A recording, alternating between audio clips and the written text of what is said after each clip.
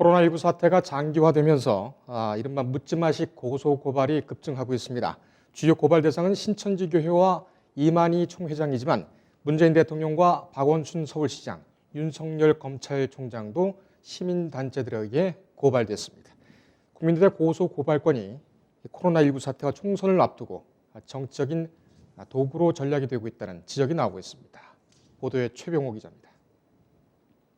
코로나19 사태와 관련해 고발된 대상은 20여 명에 이릅니다. 주요 고발 대상은 단연 신천지 교주인 이만희 총회장입니다. 먼저 지난달 27일 전국 신천지 피해자위원들은 이 총회장 등 신천지 지도부를 감염병 예방법 위반과 특정범죄 가중처벌법상 횡령 배임 혐의로 검찰에 고발했습니다. 이들은 신천지가 방역당국의 코로나19 역학조사에 거짓으로 대응, 감염병 사태를 키웠다고 주장합니다. 피해자위원들은 지난 5일에도 이 총회장 등의 비자금을 조성하고 헌금 등을 횡령한 혐의가 있다면서 검찰에 추가 고발했습니다.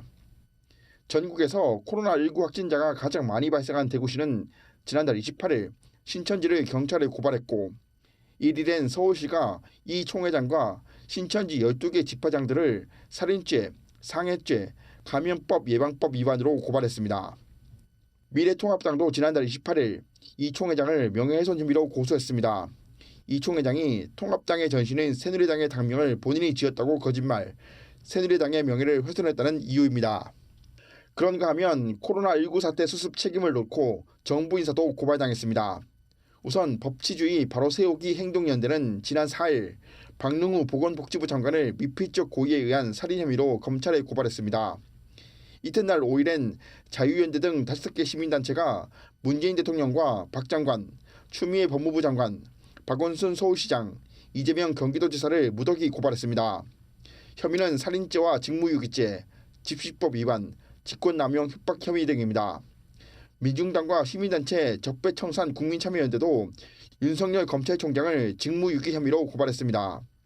검찰이 신천지 강제수사 촉구 여론에도 강제수사에 소극적이고 국민의 생명과 안전을 외면했다는 겁니다.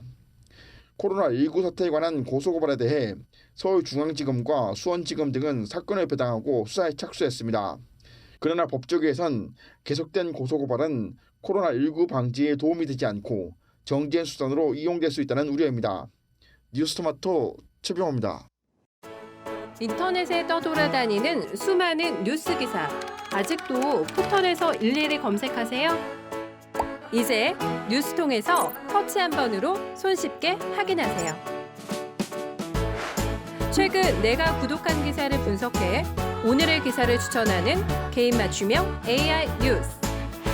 나만의 공간인 뉴스북에서 콘텐츠를 편집하고 이용자와도 활발한 소통이 가능합니다. 사진과 영상 자유롭게 이동하고 언론사 기자들이 실시간으로 업로드하는 동영상도 확인해보세요. 더 풍성하고 새로워진 뉴스통. 지금 바로 만나보세요.